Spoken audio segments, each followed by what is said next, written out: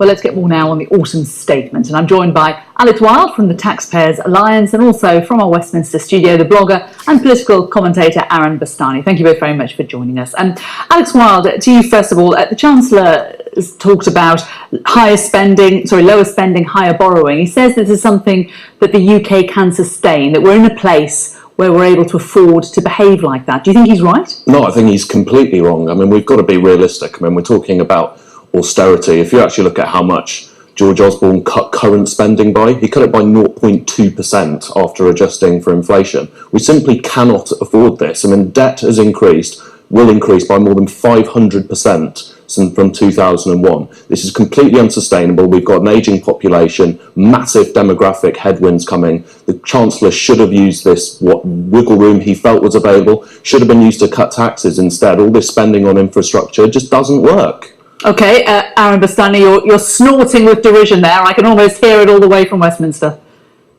Well, yeah, I mean, since 2010, public spending as a percentage of GDP has been cut from 45 to 40%.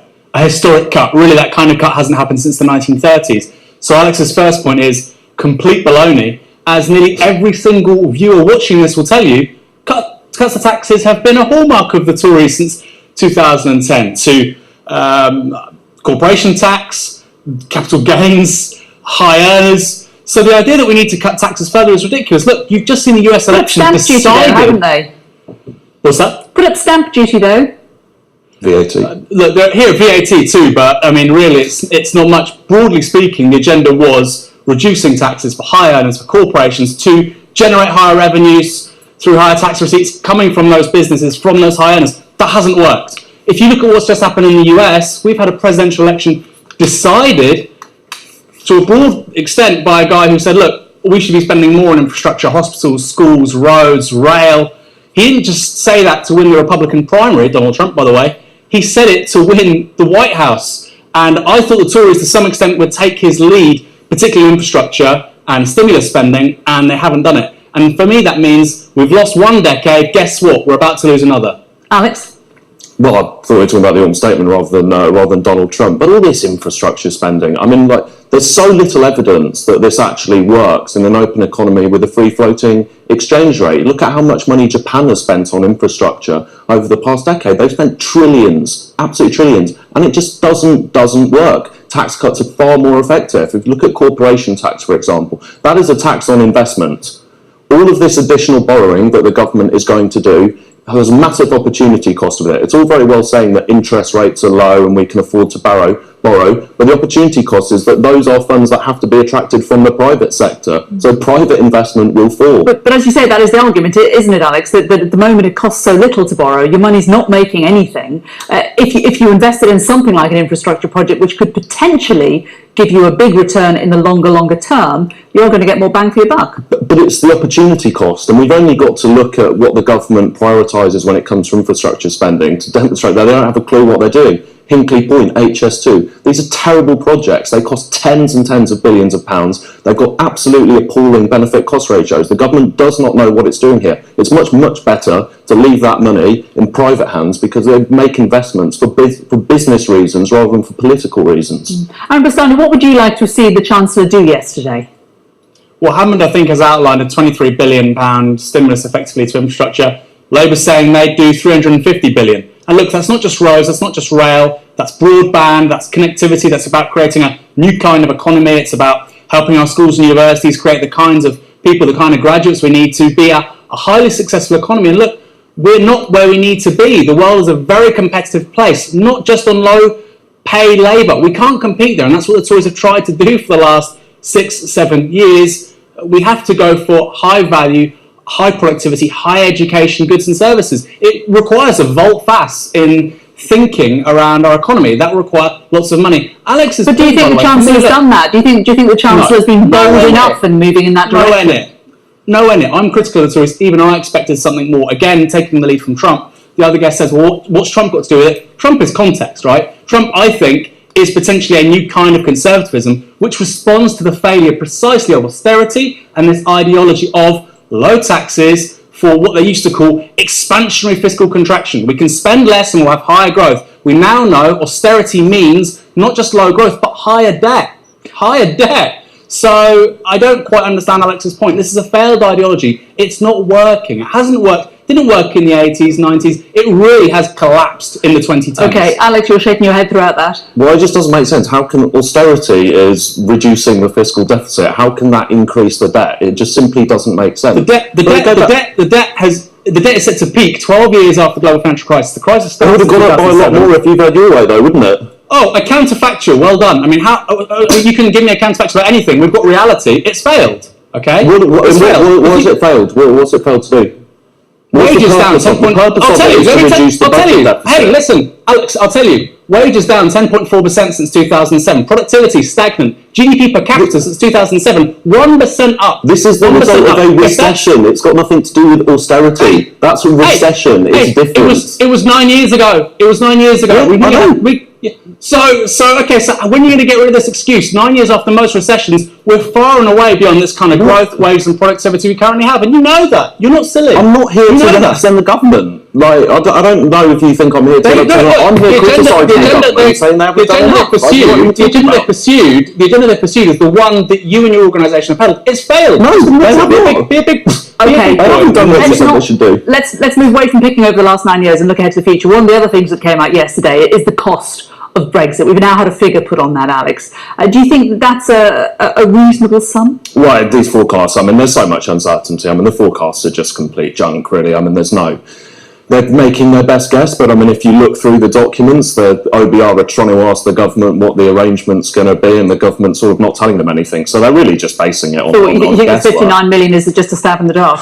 It might be right, it might be wrong in either direction. I think we've got to be very careful in that we don't report forecasts as facts here. And it's actually much more important to look at what the policy decisions are rather than these forecasts, because they're so difficult. I mean, I'm not criticising the OBR. I mean, it's just forecasts. Forecasting is very, very difficult. An economy is such a complex thing that it's very difficult to predict these things. Aaron, do you think we should be putting any credence on this sum?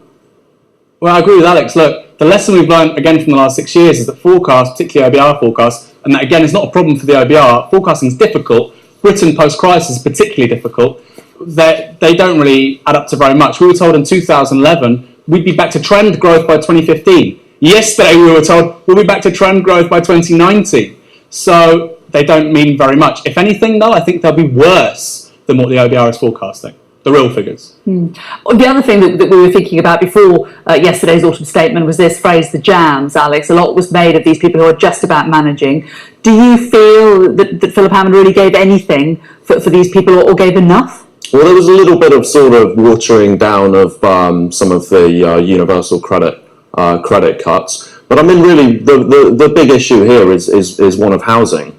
And I'm sorry, but chucking a few £1 billion at a government house building programme isn't going to solve this. We've got a massive problem with the cost of housing, which is caused by supply side constraints. The government does not allow houses to be built. There's too many restrictions on height of buildings in city centres and things like the Greenbelt. We've got to get more houses built, and the government doesn't have to do that. The government needs to get out the way, free up some land for development so we can build some houses. I mean, that is the key driver of this, is the cost of housing. That's why people are struggling more than anything else.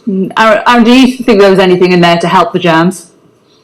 For housing, absolutely not. But look, everybody says housing, supply side problems. There are demand side problems too. If wages had kept up with the inflation of housing since 1971, average wages would be £88,000 a year. They're £26,000 a year. So we have a demand side problem with housing because people's wages haven't kept up with the increase in the cost of housing. Now, how do we get around that? I think we need higher wages. And yes, I agree. We need a very different policy on housing. Absolutely. Look, a quantum leap away from what Hammond was proposing yesterday. NHS, social care, Alex, that's something that didn't really get a mention. Are you surprised by that?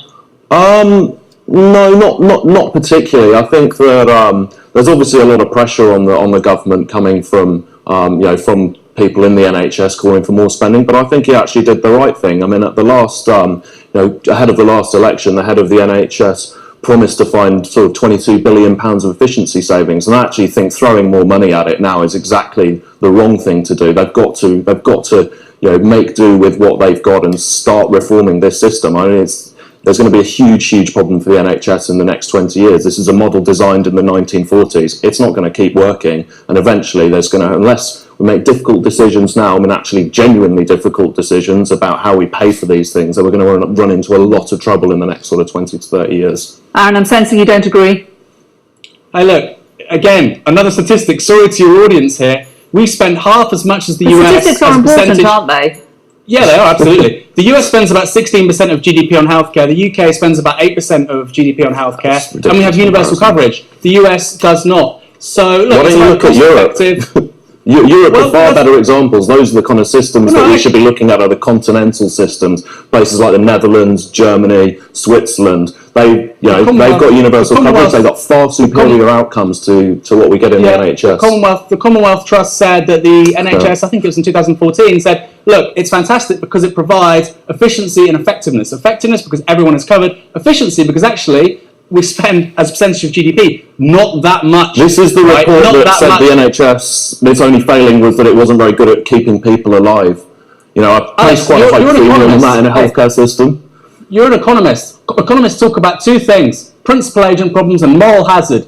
For healthcare, you need a public provider because of precisely these two problems. I don't say that. Anybody who teaches welfare economics says that. Again, I mean, on healthcare in particular, this whole free market ideology is complete baloney. I mean, it's just the opposite of what's necessary. It works in practice on the continent. You don't. It's not theory. Just go to Germany, go to the Netherlands, go to France. Look at the healthcare systems. They're far superior. On what measure? On the fact that they keep people alive. Look at mortality and inability to healthcare. Mortality and inability to healthcare. That is the key judgment. Is how good are they at keeping people alive? I mean, look, they're much better than we are. People like you, why don't we learn from international best practice? Hey, look, I just told you a think tank that specialised in healthcare said we were efficient and effective, globally #1 when you... Yeah, but it said we weren't good at keeping people alive. That's the problem. Alex, look, the NHS is loved for good reason. It's world class. There's not many things in Britain that are world class. Let's try. You're in denial.